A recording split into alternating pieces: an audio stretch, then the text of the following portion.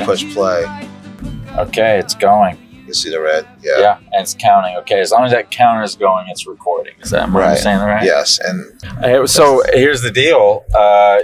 We're in the car. This is a mobile recording. If you're hearing that little bit of traffic action, a little bit of real life on the road. Yeah, a little bit of real life. All right, this is Chris, the film school dropout.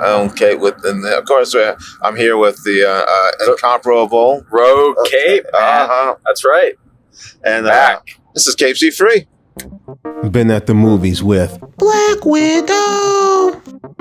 Obviously, this movie, it's already been out by the time you're listening to this. In fact, it's already gotten to Disney Plus. Well, yeah, I think if we're not... By the time you listen to this. Disney Plus for free. Just like part of the... Okay, we'll just say we're a little late on the Black Panther. Okay, so when we say, Black Widow. Black Widow. Where did you think I was all this time?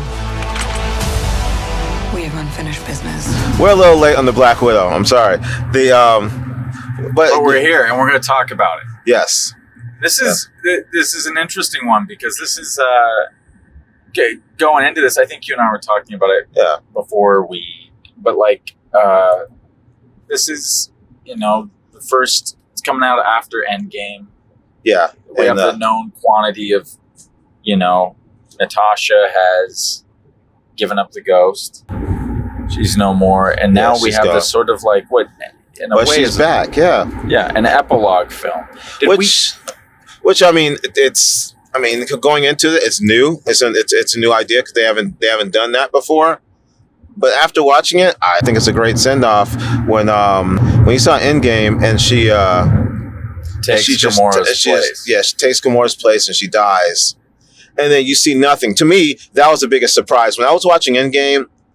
I was expecting something to happen to, Robert Downey Jr. and the Iron Man. Expecting something to happen to Chris Evans because, Captain America because, contract negotiations. Retirement for the last decade. And so he finally followed through. Well, so you know that Chris Evans wanted to go out with RDJ. Even though I would have took the mantle if I was him, but I'm Chris. I'm not that Chris. If you're that's a good point. Take it for one or two movies and then. But there's plenty of Chris's in the MCU anyway. Hemsworth and your Pratts. They call them the action Chris's. Well, it makes sense. Yeah, because you also got Pine over in DC. Anyway, I liked it as a send off too overall. Although Scarlett Johansson liked it enough that she sued Disney over it. Well, she sued Disney over the release. She actually helped produce this movie, but part of her deal was to get she was going to get a piece of the box office, a percentage of the box office. But because of the pandemic and the way Disney rolls it out, so they rolled it out and they were testing it on Disney Plus. And that part wasn't in the contract because obviously that whole concept didn't exist when they wrote that contract. So she didn't get a piece of that. Well, she sued because she wasn't getting a piece of it, and it cut into her box office. I get that. And ultimately, they settled. I'm sure she got the same portion from... What did she get? She got some settlement based on an imaginary number that it would have done if things had been open. Well, yeah. Well, no. They on Disney Plus, they charged $30. That was a Disney Plus premiere. So they charged $30 for the movie. Right. So it actually, when the opening weekend, it made like 70-something million in the theater, and it made $60 million on over those $30. Really? Yeah. I was one of those $30. Yeah. And you put some money in her pocket. I put some money in her pocket. I didn't realize that it did that much. I mean, but the thing is, I paid $30, and that's me, my brother, about 5 people watching it. So, hence why they don't do that anymore. Yeah. So right. Because that breaks down to basically, what's 30 divided by 4. It's going to be something like $6 somewhat, Yeah, I had people complaining about the prices. I'm not going to pay $30 to watch a Disney Premiere Plus movie when I'm already paying for Disney Plus. But you're right. If you're sitting at home with 5 people, $30 is cheap. And then if you go to the theater, movie's damn near $20 if you live in LA. Right. It's $18 already, just one person. Right. And with this hyperinflation coming, man, I mean, who knows what the tickets are going to be? And that's the Cape Free Political Minute. But well, now back to anyway, but yeah. Well, dude, this whole thing's going to be political because did we know that when they announced a Black Widow movie, did we know that it was going to be a prequel of sorts? That it was going to? No, we didn't know what it was going to be. We didn't know what it was going to be. We knew that her contract is coming up, and even after Endgame, we assumed it was a prequel. I think Feige might have came out later on, right before the premiere, and said it's going to be a prequel kind of thing, or set during. Well, this movie's obviously set kind of at the end of Civil War. Yeah, but before, in between the credit sequence and the ends, so it happened during the credits of Civil War. Yeah, which is already kind of that's exactly right. Yeah, no, and those are long ass credits, so I can see how they can fit a whole movie in all the credit sequence. But well, right, I instinctively thought that it happened after Civil War, but before Infinity War. But it doesn't. It all happens pretty much. The events of Black Widow all transpire essentially during. It's War. Right at the end of Civil War, the actual movie part of it. At the end of it, before the credit sequence, when Rogers goes and breaks everyone out of jail. Right. So, and apparently, if you watch Black Widow, she actually winds up at the end of Black Widow going to his aid. Yeah, changing her hair color, changing her hair color to blonde because that's what she was in Civil War. I mean, I'm sorry, that's what she was in Endgame. Infinity War. War. She's got my wars mixed up. I almost feel like because they also address in a very nice, sentimental way the vest that she has on in Infinity War. You know, this is the first piece of clothing I've ever bought for myself. That? Yeah, you don't like it? Is that an army surplus? Or? Okay, it has a lot of pockets. They pay that off too. But, I don't know about you. When I watched Infinity War, maybe it's because there was so much going on, but I had zero questions about, of all the questions I had, two of them were not, wait, why was Scarlett Johansson's hair blonde? And what was up with that vest? I wasn't asking either of those questions. No. Yeah, but it was almost like they reverse engineered the plot of Black Widow to explain those two things. Just hey, explain everything's covered. Explain those two things. Why she's wearing clothes and getting the hairdo. Yeah, I just assumed she was on the run, so she changed her hair color up. Really, we have Jessica Alba to blame for that. The Fantastic Four, those two movies, her appearance, doesn't she go from she's more of a brunette and a blue-eyed blonde in the second one, right? She goes blonde or blonde. Yeah. So I just assume it's there's been a precedent set that you're going to get what you're going to get. Why are you destroying our planet? I have no choice. What do you mean you don't have a choice? There's always a choice. Oh yeah, so I find that if you even look at the her looks in all the other movies, you look at Iron Man 2, she has this long curly hair locks. She has different looks for each movie. Yeah. You put those pictures of Scarlett Johansson next to each other. Yeah, like you have in your room. Yeah, all those pictures of Scarlett Johansson right together. You see, she has different looks for each movie. I'm just she. There's probably the visual change, so she had growth in the movie in her films.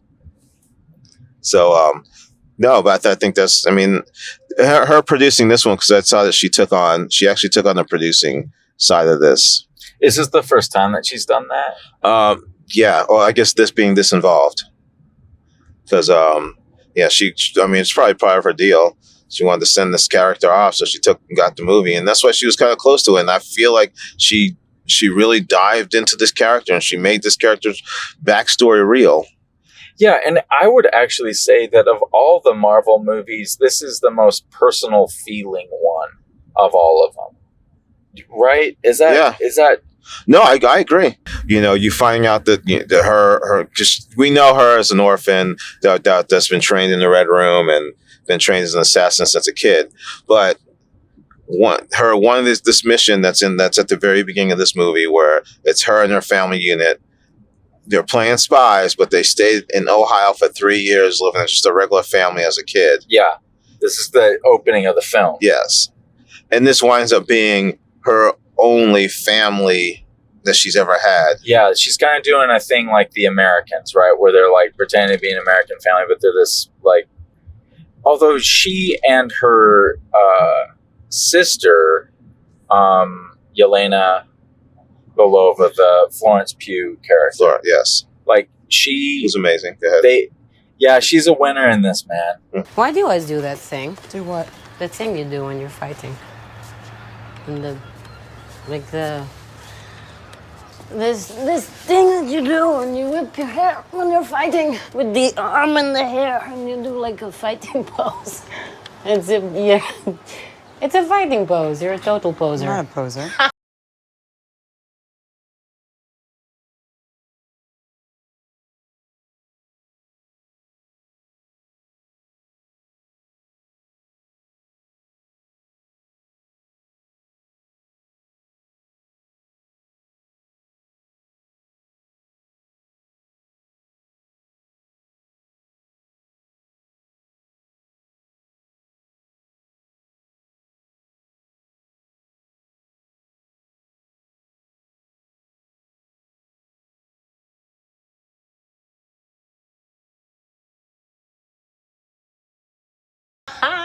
Like, gosh, there's so much to talk about because now I'm realizing, yes, I really liked her in that, and yet at the same time, I have this weird thing. I don't think there's a single actual Russian actor in this entire movie.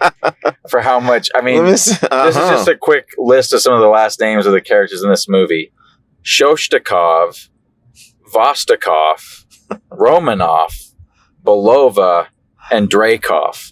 A lot of V's. A lot of V's, a lot of offs.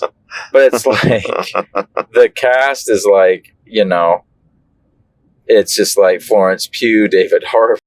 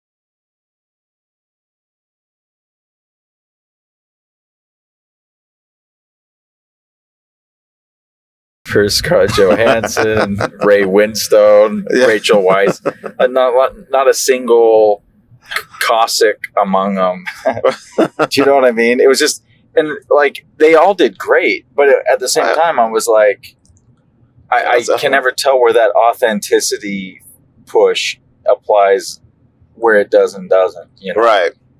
Oh, and I can get that too, because obviously this thing is set in.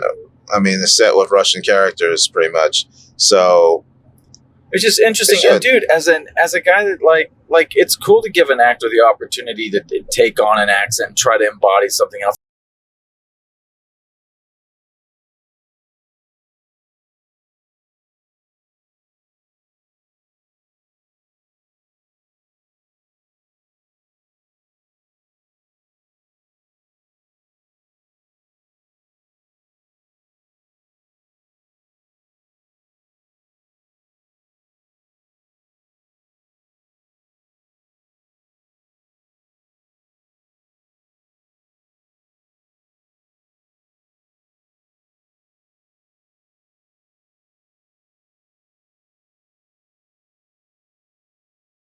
It's kind of part of the thrill. Like, can David Harbour pull it off? He does, man. Yeah. And it was cool to see. It's just interesting, Right. No, I get that. I can tell I'm just like kissing on. I'm so close to having another political minute here, but I don't want to do it. I've said all I wanted to say about it. Just in the theater, in my back program, I was kind of thinking, yeah, interesting. A single Russian. And but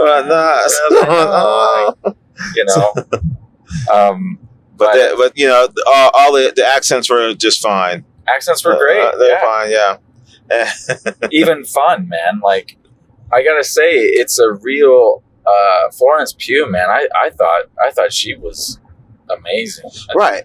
And the thing is, they played the dynamic of her and obviously her sister, fake sister, in this movie. But when they get together, her character was a little girl. So to her, this was real life. We had our orders and we played our rules. It wasn't real. It was real to me. Their dynamic with her and her sister, because in the story, she's actually the little sister, and with that fake family unit that they had, she's really young. So to her, that was her real family. That was her adopted family. Yes. She hadn't even gone to the Red Room yet. She was picked up and the orphan stuck in this thing. So to her, the life that she had those 3 years before she got ripped away. So her growing up, feeling like she was left and abandoned, but and reuniting with her sister, there is this kind of like distrust, but there's this kind of like kinship, because to her, they are brother and they are sister and sister. Yeah. And well, so much so that I kept forgetting that throughout the movie, that they weren't a family. Right. And I think that's probably what the movie was supposed to be, especially when they come back together and get this reunion. You're actually feeling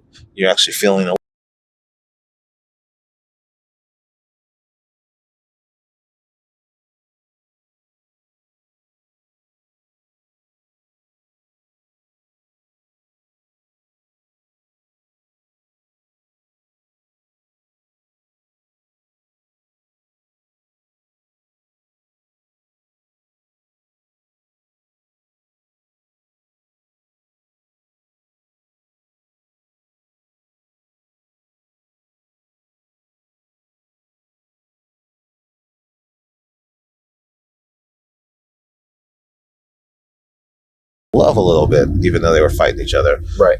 But you're like waiting for it.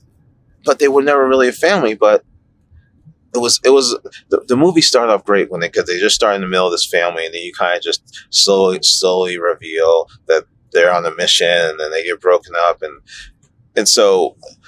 But I think that's great, because you want to, when you see these characters later on, maybe you revert back to that feeling that they were a family. Family. Back together again. Seeing as our family construct was just a calculated ruse that only lasted 3 years, I don't think that we can use this term anymore, can we? Agreed.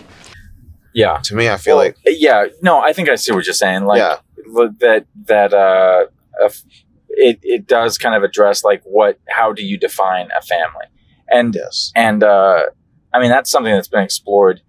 I remember reading kind of an interesting essay. This is going to be so boring, but like there was this essay I read about how like in television, what the idea of the sitcom has always been to present some relatable version of family.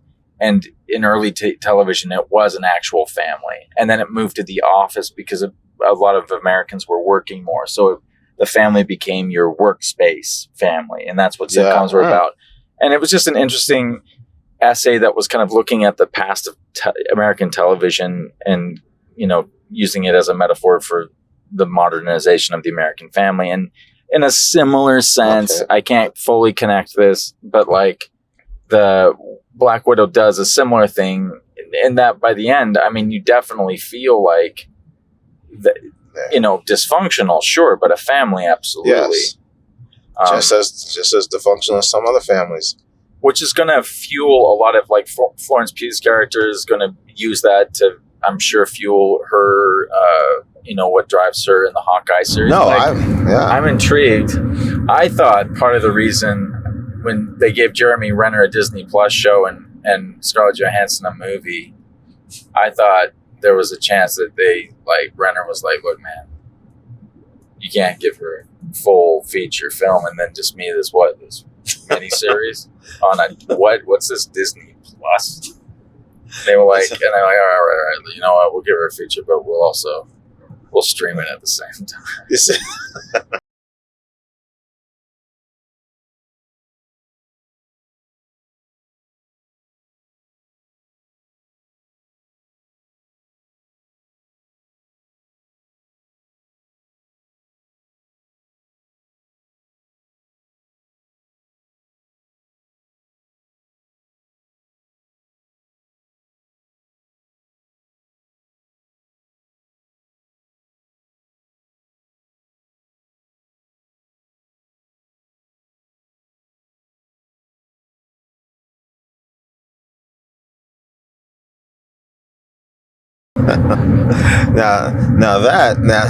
Because I feel it's more like Jeremy Renner's like, what, you gonna give me a show? Oh, I'm gonna be Hawkeye just by myself? Okay, thank you, Faye. I'll take a pay cut. But no. Oh, jeez. Yeah, no, actually, I like Jeremy Renner. It's just like, what have they done with the character? Like, movie after movie, like, Captain America went from hanging off, the only superpower he seemed to have was to be able to hang on to the edge of things, to by the end, he's like taking a punch from Thanos. Yeah. Like, that guy's powers got boosted so absurdly. And Jeremy Renner's just stayed the same. Like, he never really got much of an upgrade. Do you know what I mean? Yeah, that's true. And so it's not, dude, no, he's great as Hawkeye. It's just like, as a character, they didn't really give him those boosts. I mean, yeah, the thing is like, I mean, especially during, they started showing his fighting skills more so in Endgame. Yeah. He went rogue, pretty much. Which was one of my favorite iterations of the character, to be honest. Yeah. It was pretty cool.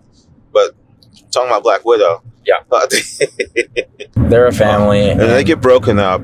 And the tension, like, when they get back together, obviously you see they have these like little conversations in between, fighting for their lives, where that have this kind of like long lost sister dynamic.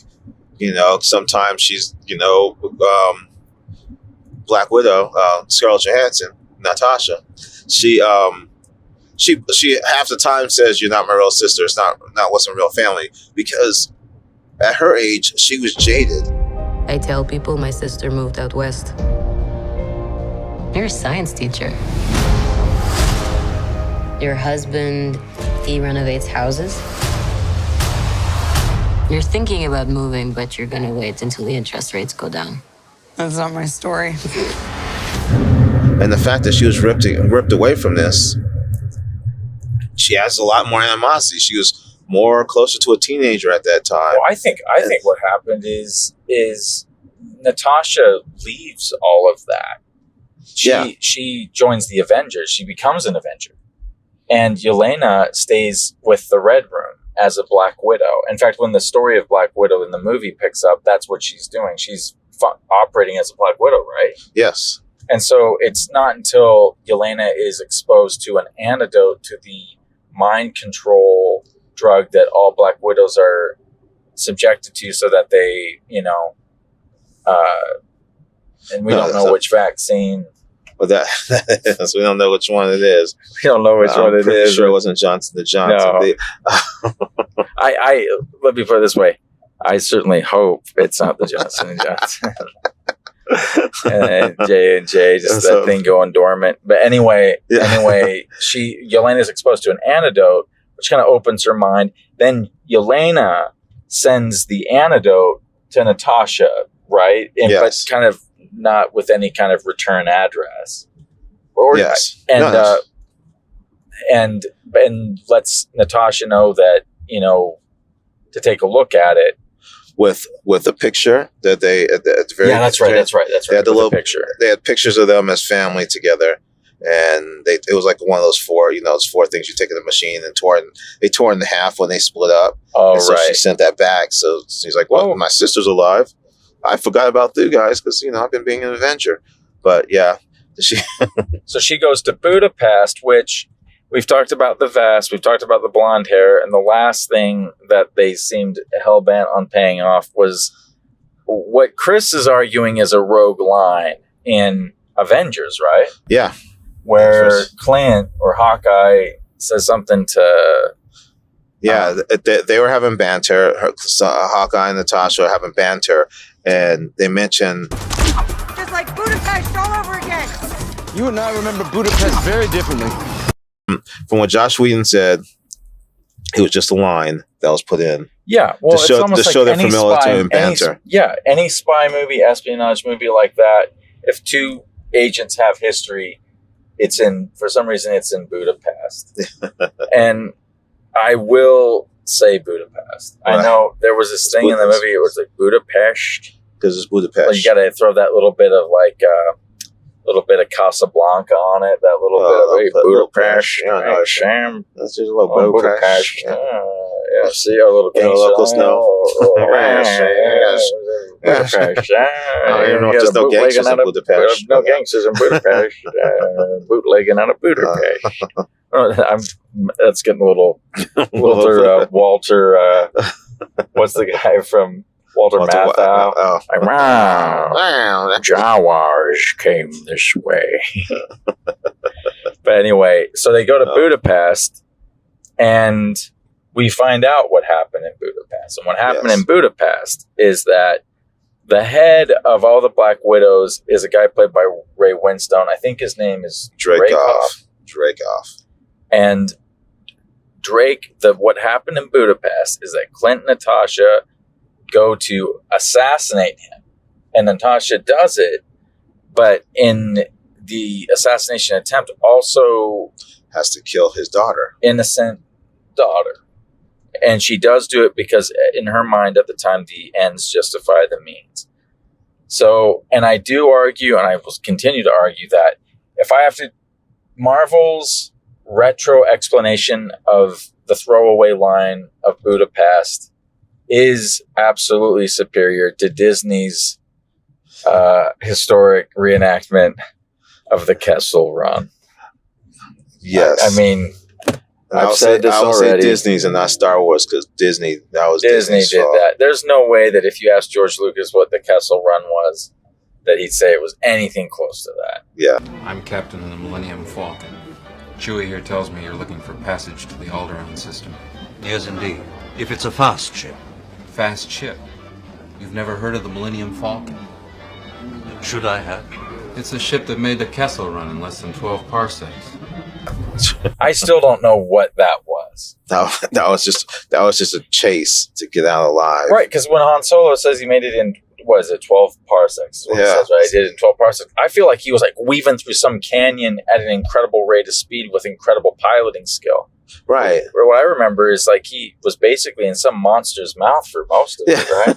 he was fighting his way out, and but that was the other thing too. Is like people talked about the Kessel Run, like, oh wow, he did it that fast. The Millennium Falcon did the Kessel Run in that fast. Yeah. No one's doing that run. That's not something. If people are doing that, they're not timing it. There's like fighting for their lives. No one. That wasn't like a race. Yeah. No. Yeah. It's not like you get on some harrowing thing. Yeah. Like a plane crash and you like get on the life raft and like swim out of the bay and then you're like, time. He survived it. No, they screwed up the Kessel Run. The Kessel Run anyway, but they did not. Budapest pays off nicely. No, it provides some nice color to what when you go back and watch Avengers with the knowledge that you have of Black Widow. It does deepen that significantly. But anyway, she runs into Yelena in Budapest. Yeah, they have a quick. A little quick tete, a little scuffle. I thought it was a tete-a-tete. It might be. I don't know. That's how I've always read it. I speak English. Yeah. Maybe that is a tete-a-tete. A tete-a-tete. That could be it too. Tete-a-tete. It's got that little thing over the E, right? Which I don't know. I don't know what that is. Is it the little turf thing? It's a little smile. Serif, a little, yeah. The little apostrophe like in the wrong place. Yeah, lazy apostrophe. He's gonna like taking a nap. Yeah, he's doing like a half workout, but it's only like halfway through the crunch. Doing a push up, but like with like terrible form. That back is just rounded. that one, yes. It's like a little kiss of scoliosis. It's something like that, right? Yeah, that's it. Yeah, But anyway, they have one of those, and then just as soon as they make up, they get blasted by the Black Widows themselves, right? They get attacked by the Black Widows because the Black Widows are trying to get this formula that the antidote that releases this mind control. They're trying to get this vaccine. And this is also the second time that Natasha encounters Taskmaster, which I want you to take the reins on Taskmaster. This is another one of those deep characters that I'd never heard of before in this movie. Well, and this is one of those characters that they decided to take full liberty and change up completely. Yeah. Because when you watch the movie, obviously you find out Taskmaster is the... Spoiler. Okay, spoiler alert. Oh, yeah. So, spoiler time. I guess, yeah. We're in the spoiler this is the first time. Major spoiler. Spoiler alert. Bam. This first major spoiler. Taskmaster is not the characters from the comic books in the comic books he's a man, first off. Not that it matters, but that's what he is. That's what he was. He was. And he male identified. He had this like photographic memory that he used to like mimic other people's fighting styles. Right. Which is more than a photographic memery, BTW. Right. A photographic memory might help you pass a test, but the ability to like observe someone else's fighting style and then muscularly recreate that yourself is pretty cool. Yeah. And so in this movie, they made it more make sense. In the sense that it was the daughter of Dracov. Dracov's daughter. Dracov's daughter who barely survived. So like any loving father would do, just pop a microchip in the back of her to keep her alive. Like a Gamora's sister, but just keep her under control. And part of that microchip, I guess, made it so she memorized, and she actually memorized fighting styles, and it got downloaded into her memory when she would scan somebody. And Chris actually picked up on this. I didn't. So in Black Widow, you see Taskmaster at some point, and she's watching footage of who fight. She's watching footage of Black Panther fight Hawkeye. Okay, and so she's observing, and Chris notices. I didn't, but apparently, when you watch Black Widow, Taskmaster mimics Captain America, Hawkeye, Black Widow, and Black Panther, and Black Panther. There's a point where he pops some claws out. Okay, so when she was fighting when Taskmaster was fighting Natasha, there's a point where he pops claws out, which is Black Panther. Right. So. Okay, so when you say matching fighting style, I'm imagining like, a certain kind of execution of the roundhouse kick, stuff like that. Well, it sounds like she's just like, oh wow, this guy's Black Panther. He has claws. Like makes herself some claws. Captain America, uses a shield. I'll throw a shield. Well, she did throw the shield like Captain America with the kind of like roundhouse throw and stuff.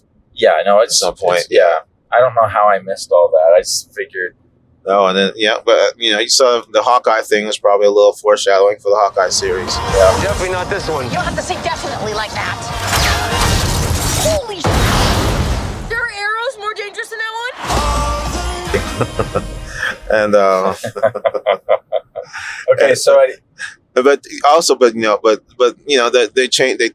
took and changed Taskmaster completely, which since the thing is, like yourself, not that many people knew that much about Taskmaster in the first place, so everyone's cool with it. No one's saying anything. Well, I'd like to know where I would like to know where the line is for Marvel, where you decide, okay, this character's obscure enough that we want to use them, but we also no, we don't want to give them their own movie. So they want to transform it. You know what I mean? Well, they learned that line when they tried to change the Mandarin to Slattery You're not him, the Mandarin, the real guy. Where? Where's the Mandarin? Where is it? Whoa. He's here. He's here, but he's not here. He's here, but he's not here. It's complicated, It right? is. It's complicated. Uncomplicated. The Mandarin is a little messy. Right. We'll get to that because the We'll get to Mandarin's that. going to get addressed in Shang-Chi. Yeah. But I mean, so that'll be the that's a next really one. good point. Like, No, and that to me, that was really messy. Because Mandarin was a big enough character, but they must have thought it was on the line. well, that we talked about this. When did we talk about this? Because I said, that when it was Eternals. Like, Yeah. it sounds weird now, but like, Iron Man was not A Squad when it came to comic book characters. He was B Squad. Yeah. And I think that Iron Man 3, I think Marvel was still kind of reconciling like how to utilize the character. I mean, because I think Iron Man was kind of a surprise hit. So now you got the Mandarin. Mandarin's not specific to Iron Man. No, but he is he's one of the main bad guys for Iron Man. Yeah. Anyway, I in his storyline, yeah. I rewatched Iron Man 3, getting ready for Shang-Chi. Yeah. And it is a better movie than I remember it being. I actually really enjoyed it. No, and it's actually, the thing is, I mean, people gave it a bad rap, and there's why? there's things I will complain about it too, but like you just don't like him blowing up all that hardware for a chick. That's a recurring criticism you have. Anytime a guy does something for a woman, it just really just punctuates your own frustrations with women. I'm like, I'd never do that for a. You've just never been in love, Chris. That's what. Wow. You've never, no, Chris. Hey, no, it's not that. It's because you don't throw away billions and billions of dollars of tech just to make a statement. Yeah, when 24 roses will suffice. Right. or in that movie, saving her from some like life-threatening combustive disease that she has in her will suffice as well. Well, okay. And I want to get back to Black Widow. You need all those Iron Men for the next movie. Yeah, to shoot. That's right. I'm actually I am with you on that. But yeah, go ahead. So, Pepper Potts, because of what happens in Iron Man 3, basically becomes superhuman, right? Or does he cure her of? No, he cures her. So she goes back to being a normal human. Yeah, perfectly cured. Like Magic Johnson, HIV. Just just don't even sweat. It's not even in your system. Oh, you mean it, Storm it? No, Mr. Johnson, it's gone. It's gone. We took it out. Yeah, we just got rid of it. Just Here, you want it? We have it in this jar. You want it? Because he doesn't. As far as I know, he doesn't do they have those therapeutics now. I mean, he says he does them. But you saying they have those therapeutics now? He got this way back when. Yeah. Well, I just know they have those therapeutics now where you can basically make it so that it's basically it's not even in your system. It's as far as like the world is concerned, you don't have it. We should probably stop talking about that because I don't really want the Illuminati to be calling me about this. So, trust me, man. So if the Illuminati have made it this deep into this podcast. Anyone who's made it this deep into this podcast is not Illuminati. I mean, if you've hung on this long, you have too much time on your hands. I do want to bring up this point because we passed it real quick. Because you had the Budapest mission where Natasha had to kill Dreykov so she could fully defect and come to America and join S.H.I.E.L.D. Right. Well, she didn't. She found she didn't kill Dreykov, and then found she didn't even kill the daughter. She can accomplish none of her mission whatsoever. Destroy the building. Why was she not reprimanded or fired? You don't know everything about me.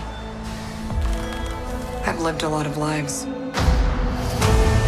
Before I was an Avenger. Before I got this family. I mean, mistakes. She should not have been let back in the Shield. It was false pretense. Yeah, no confirmed. Can't be a confirmed kill. Yeah, her whole mission failed. Well, you got to remember too, though. Shield is kind of. I mean, Shield as an entity itself isn't that great at I wouldn't hesitate telling Shield that I was vaccinated if I wasn't. Because you kind of know. I mean, they got so many Hydra infiltrated. Yeah. It's a nice piano. Thank you.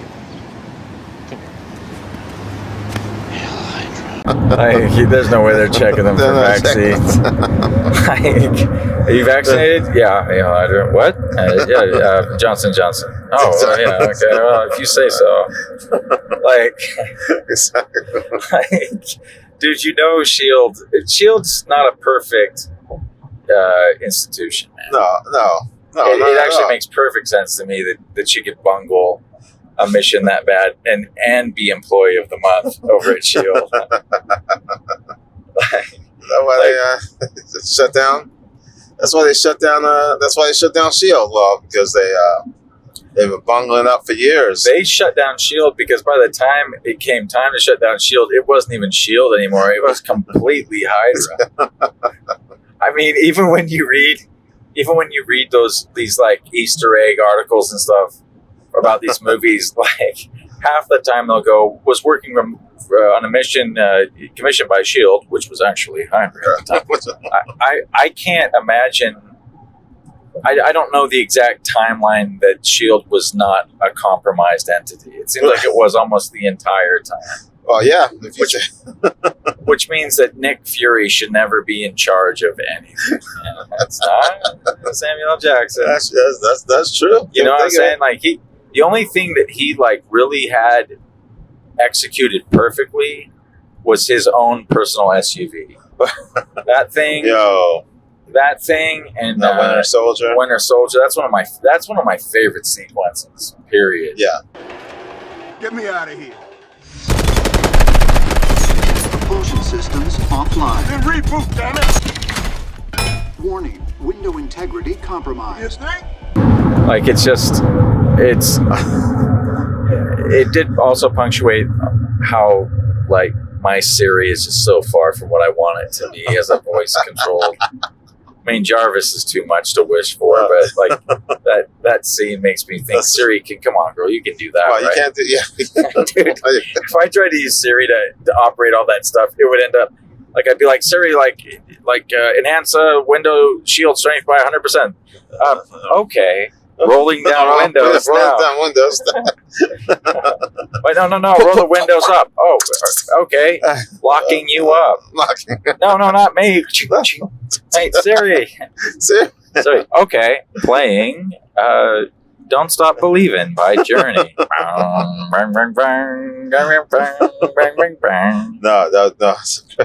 But yeah, that was a great sequence. No, I mean, and we should, and Black Widow. Let's go back to Black Widow. Yeah. We should talk David Harbour. Yeah. Who's not Russian, doing a very good. Great job playing Russian. Oh, we can segue here because we're talking about Winter Soldier. Yeah. And then we segue in because he talked about his character Red Guardian, because I mean one of the big, I guess, great family dynamics was the fact that obviously he loved being in the Red Guardian, and he found that mission. He kept complaining about how boring that mission was, even though he wound up living that family and obviously really like falling for that being part, like that whole family unit. It did stick with him, but he always argued about that because he wanted to be the Red Guardian. He wanted to be out there fighting. But one of the big complaints I have about this movie is the fact that you never see him fighting as Red Guardian before the very end. Like we talk about it, and that's one of the things they don't show at all. Are you talking about Red Guardian in his full blown glory days? Yes. They don't pay that off. They don't pay that off at all, because you see that he is a super soldier. It gets revealed when they're trying to escape. which I think is a great surprise, a great reveal. But they reveal it in that real subtle way, like he pushes over a water tank or something. Like okay, I get it, this dude's strong, but you don't really get to see him really strut his stuff, man. Right, that's the thing. And this guy's meant to be the Russian equivalent of Captain America, right? Like that's the intended. I would like to see some scene or some back film him failing, something like that. Even if there was some old, old fanfare somewhere about him. I don't know, something. Writers, you can come up with something better than I just said, but yeah, but do it. But to me, yeah, because the movie's already done. I guess it's too late. But no, give Zack Snyder the Snyder. But that was my biggest complaint, not seeing him, because he talked about it so much and it was such a big thing to him that obviously he got thrown in jail because Dreykov decided to move on from the Red Guardian and kind of, I guess, go all in on Black Widow program. Which apparently for him is probably the right move. It looked like that was a much more stable program. Yeah, I mean, for the most part. But like, David Harbour is in Red Guardian's in prison when we find him, and he's just doing this arm wrestling marathon. He's telling, a lot of people have talked about this. I've heard this in conversation a lot about. So he's talking about this encounter he has with Captain America, right? Yeah. And how he doesn't necessarily best Captain America, but he does escape, and survives the encounter. And people ask him when it happened. He says in the 80s, and of course, as far as we know, Captain America was still in the deep freeze during that time. Yet David Harbour has been, interviewed as saying that that is a true encounter, or at least something that he believes is true. So, what do we make of that? Like, what's the takeaway? And that's the thing. Like, I heard one theory that maybe he did fight a version of him. Like, maybe someone mentioned like the version that, because in Endgame he goes back in time and decides to live his life. Oh, and so he may have fought that version of Captain America that went back in time and decided to grow old. That was somebody's theory. Someone told me. Not impossible, but it's not also like, it's not impossible. No, that could have happened. It could have been that Captain America. Wait a minute, but that would imply that when Captain America goes back, he doesn't go back and doesn't take the serum. He goes back and he does take the serum. And well, no, when he goes back, he's already Captain America. Serumed up. Yeah, he's already serumed up. The problem is with that story is the fact that there is no mention of Captain America before Captain America comes out of the ice. So if he did go back in time, he lived a regular life. Right. He wasn't a hero. He didn't play hero, so he wouldn't have fought Red Guardian. So that theory is actually debunked by me right now. I actually think it would be nice to really press Kevin Feige on that one, because I think it's a tough one. Actually, it's only being convoluted by David Harbour's comments. Right, and to me, I feel like that he did probably fight him at one point. He's throwing around dates like he's just making stories up for the jail people. I think, that was my read. Like, he's been in prison for a long time. He's living in sort of a delusion. Mm-hmm. And he's just got to that point where he's like starting. I can actually get on board with. He's starting to actually believe that stories he's telling happened. He's like been in prison that long, like something like that. Right. No, and that's more of the take, I believe. Anyway, Natasha, he's bragging about that stuff when Natasha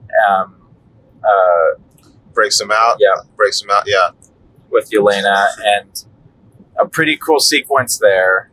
And again, you kind of get to see that sort of Red Guardian, but sort of in that Peter Jackson's King Kong, sort of like past his prime sort of way. Yeah. You never really get to see him. Yeah, it was cool, but it's always clear he's kind of over the hill. Yeah. When he can't make the jumps. Yeah. But he can almost. He makes an impressive jump, but just not. Right, and it's just knocked down. No, you can tell. Yeah, it's just kind of like, hey, Well, this is Captain America if he got old. And I gotta I'm not even Captain America, but I gotta say, before they break him out, he's arm wrestling all those dudes. He breaks the arm of one of these guys. I can't remember what his name is, like Alexi, or I think that's. but like, there's these Easter egg sites that talk about. Oh, just like some fun fact is this Alexi very well maybe there's. In the Black Widow canon, there's about 8 different guys named Alexi. It could be any one of these guys. Or it could be just a dude named Alexi. Which is not an Easter egg. Right. You know what I'm talking about, yeah, right? I know you're talking about, you're talking about the big dude that he broke his arm because he called him out on the lie. Right. I think that guy's supposed to be a guy that can like turn into a bear or something. Yeah, he's if there was ever a time to turn into a bear, would have been get his freaking arm broken by Red Guardian, but he doesn't. Yeah, apparently you're supposed to. Well, the character is if it's that character, it's supposed to be like a mutant. But for me, an Easter egg. It's definitely not. An Easter egg has to be kind of like. The thing is, it should have some kind. Some kind of solid connection to the comic or the comic lore or the story. Yeah. Like the vest is an Easter egg. Right. Like that's my kind of an Easter egg. It has real significance. It doesn't really change anything, but it adds some really nice texture. I even like it's very small, but you see her at the very beginning, and she breaks out the blonde hair dye. Yeah. At the very beginning, because you see, this is her plan. She's going to go under hiding and make her hair blonde. And you want to know something, which I wouldn't even say it's called an Easter egg. I think it was more of a very detail. It's a very attention to detail about the character. This Florence Hughes character, obviously, when she talks about that vest, she says it's the first. She's been freed. Her mind's been freed for the first time ever. It's just the first time that she's actually had real freedom.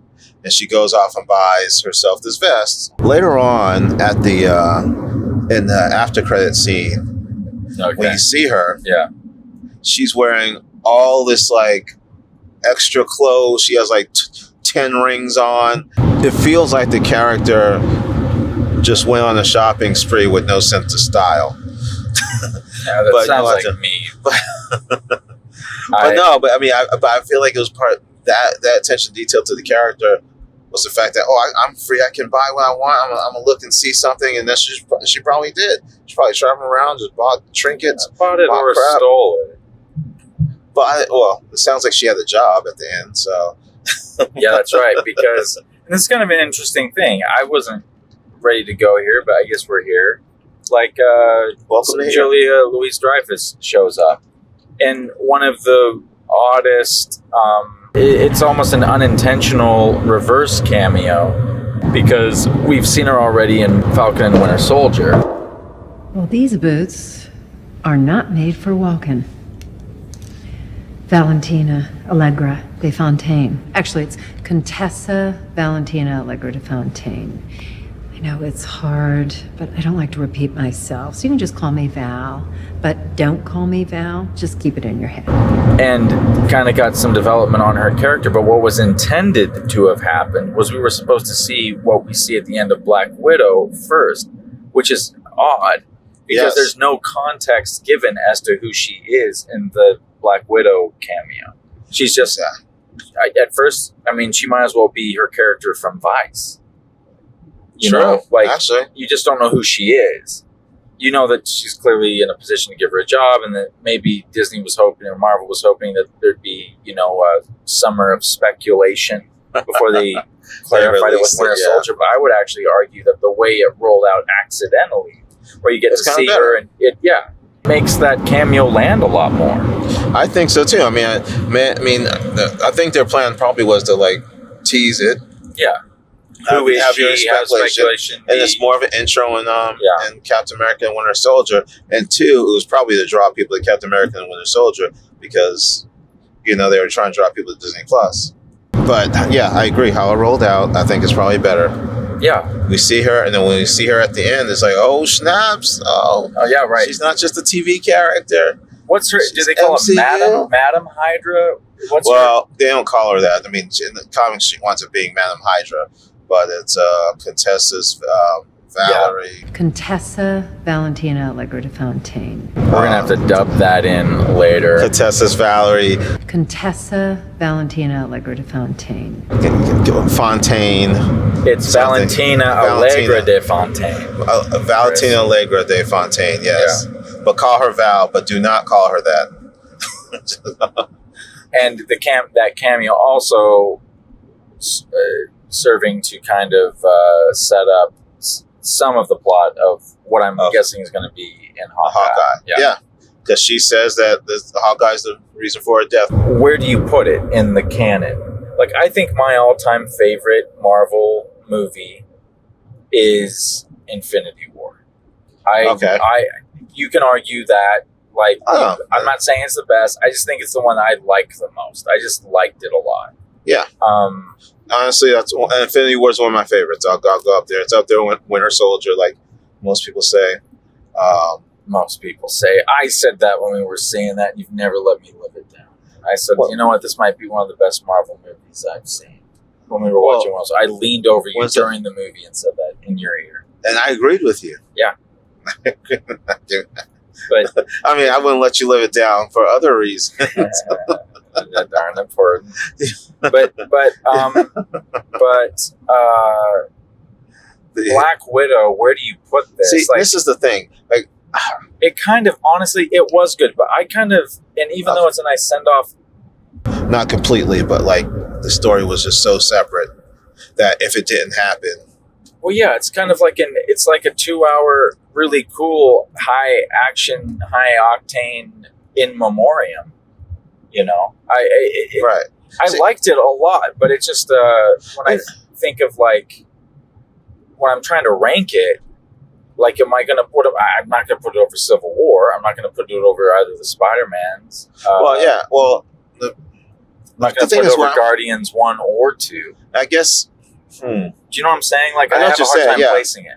Well, no, and the thing is, you're right, because I mean, the reasons I like this movie is different from the reasons I like Infinity War. Right. The reasons I felt this is like a more personal, roundabout story. I felt like they paid attention to the characters. They paid attention to, how the story played out, and playing with her backstory like they did. To me, I felt was unique.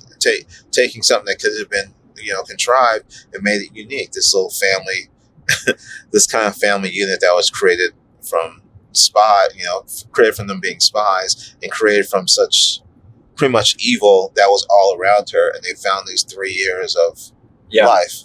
I thought that was a genius idea. Well, that's a good point. So I like it for different reasons. Yeah, no, that's, now that you say that, I agree. Like, although it doesn't have, it's just not on the scope or scale of Infinity War. It is nice in its lane, right? And it's kind of unique in its lane, and so it's kind of hard to not get down with that. Would you put it over?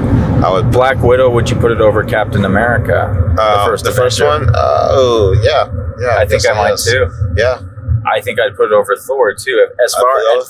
In fact, now that we're saying this, I'm realizing of all the OG Avengers that had their first own standalone film, I think you got to go Iron Man, Black Widow, Captain America, Thor. Yeah, actually, yeah. You could. There might be people that disagree with that, but I think you could at least make that case. No, I can definitely make that case. Yeah. Yeah. Which is those, and then I guess you can say Hulk in there, but what's hard about Hulk is that it's so messy. Yeah. Like with the reboot and then the switching of the character in the reboot. So you've gone, by the time you get to Avengers, you've gone through 3 Hulk actors. It's almost like there should be a Hulk multiverse of madness. Hulkiverse of madness. Yeah. Hulkiverse of madness. The Hulkiverse of madness, yeah. That sounds like a WWE fight. Hulk Hogan. You better cool out, big dude. All of New York City knows I got my head right, man. I feel like there is still talk that there's going to be a standalone Hulk. See, I've heard this, but they're also coming out with She-Hulk on Disney Plus. Yeah, that's right. And I know she's involved in that. And She-Hulk's supposed to be. She-Hulk should be very interesting, man. I mean, I love Tatiana Maslany, Maslany that plays She-Hulk. Yeah. I mean, I loved her in Orphan Black. If you haven't seen Orphan Black, you need to watch that. Anyone who saw Orphan Black really liked Orphan Black. Yes. Every year that show was on, she should have won the Emmy. It would make you mad. It would make you mad when she didn't. You go, "Oh, I'm so mad. I'm mad at the enemies. I hate him.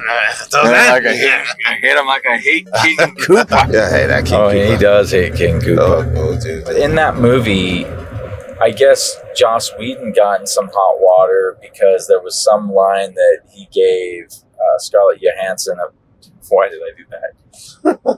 Do people not do that? Some people say Johansson, right? No, everyone says Johansson, Scarlett Johansson. No, it's Johansson, yeah. I mean, everyone in America, I guess. She has some line about feeling like she's a monster because she's not able to produce children. Yeah. You yes. remember this, right? Yes. And it's interesting to me, a number of people, there's a conversation in Black Widow, where her sister Yelena's talking about that, and she's talking about from a much more empowered perspective. Is it your time of the month? I don't get my period, dipshit. I don't have a uterus. Or ovaries. Yeah, that's what happens when the Red Room gives you an involuntary hysterectomy. They kind of just go in and they rip out all of your reproductive organs. They just get right in there and they chop them all away. Everything out. Okay. So you can't have babies. You don't have to get so clinical and nasty. Oh, well, I was about to talk about fallopian tubes, but okay. And some people wonder if that wasn't an attempt to kind of course correct on that line, or that flew right over my head.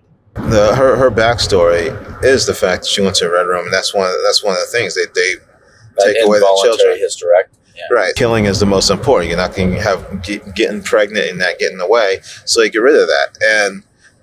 But they've had this in the MCU. Like I've seen Agent Carter, the TV series. I know you did. But in the Agent Carter, they actually go to the Red Room.